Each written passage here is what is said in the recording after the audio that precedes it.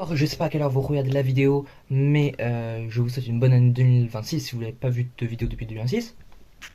Et une bonne journée. Je voulais faire le top 10 des matchs de l'année 2025 avant de recommencer l'année 2026. Je sais pas si vous avez déjà eu des vidéos sur cette année 2026, mais il y en a déjà eu plusieurs. Donc je vais faire le top 10, mais en fait il y en a eu des matchs impressionnants. Donc en fait ça sera plutôt un top 14 qu'un top 10. Le top 14 commence avec le Paris Saint-Germain qui gagne contre Brest en 16e de finale de Ligue des Champions, 16e retour. Il gagne 7-0 contre Brest, score assez sévère, et on n'est que le 29 février. À la top 13, c'est la demi-finale retour, huitième de finale retour entre Liverpool et le Paris Saint-Germain.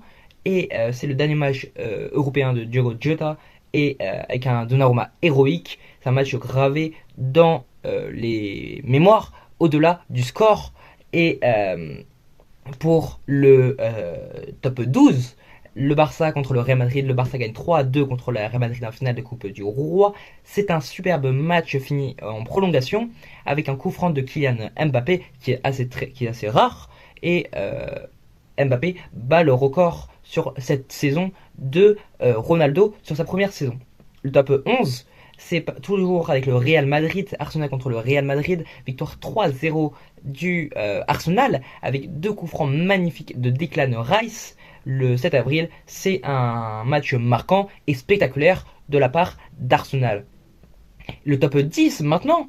Le 13 août, il y a eu la finale de la Supercoupe de l'UEFA. C'est un trophée européen qui a été gagné par le Paris Saint-Germain. Victoire 4-3 au tir au but. Et c'est un match très important, mais c'est pas un match qui va rester dans les mémoires comme une Ligue des Champions ou une Ligue Europa.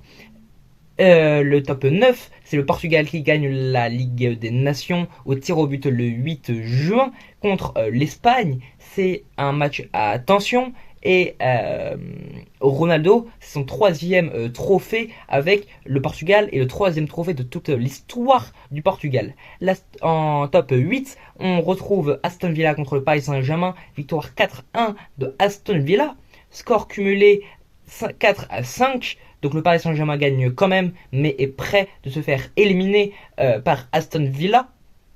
Et l'atmosphère est folle et le stade était hyper bouillant pour les joueurs d'Aston Villa.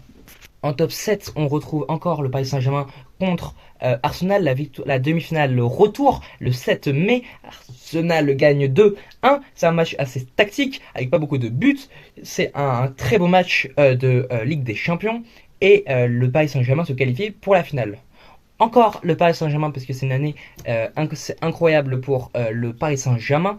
Le Paris Saint-Germain gagne 4-0 en demi-finale de Coupe du Monde des clubs le 10 juillet contre le Real Madrid. C'est une humiliation du Real. C'est un match référence pour le Paris Saint-Germain. Et le Paris Saint-Germain est au sommet et à ce moment-là le meilleur club au monde. C'est pour moi c'est plus exactement le cas. Là, en top 5, déjà, on retrouve le Paris Saint-Germain contre Manchester City le 22 janvier, donc il y a presque un an. Le Paris Saint-Germain est mené 2-0 à la mi-temps et gagne 4-2 à la fin du match, avec notamment un but de Gonzalo Ramos à la dernière seconde. Et c'est un match de bascule pour le Paris Saint-Germain et ils deviennent entre guillemets invincibles à partir de ce moment-là. En top 4, on retrouve une nouvelle fois le Paris Saint-Germain, mais cette fois-ci pour une défaite. C'est la défaite en finale de Coupe du Monde des clubs le 13 juillet contre Chelsea. Chelsea gagne 3-0 contre le Paris Saint-Germain, avec notamment un très bon match de Cole Palmer. C'est une victoire très nette du côté de Chelsea, et il y a une image assez symbolique après avec Trump, puisqu'ils font une photo avec Trump, et c'est assez spectaculaire et surprenant. En top 3, on commence le podium de cette vidéo. C'est l'Angleterre et l'Espagne sur la finale de l'Euro féminin. L'Angleterre gagne au tir au but, mais c'est une très belle affiche. C'est aussi un match historique pour le football féminin, et c'est une très grande finale. Ça a été une très grande finale d'un point de vue aussi international. Le top 2, encore la Ligue des Champions, parce que la Ligue des Champions cette année était assez spectaculaire. Peut-être que sur l'année 2026, ça ne sera pas exactement le cas, j'espère. Euh, c'est la demi-finale retour entre Milan et Barcelone. 4-3, c'est l'un des matchs les plus mythiques, les matchs les plus fous de l'histoire de la Ligue des Champions. C'est un scénario fou, prolongation et tension maximale, qualification au bout du suspense.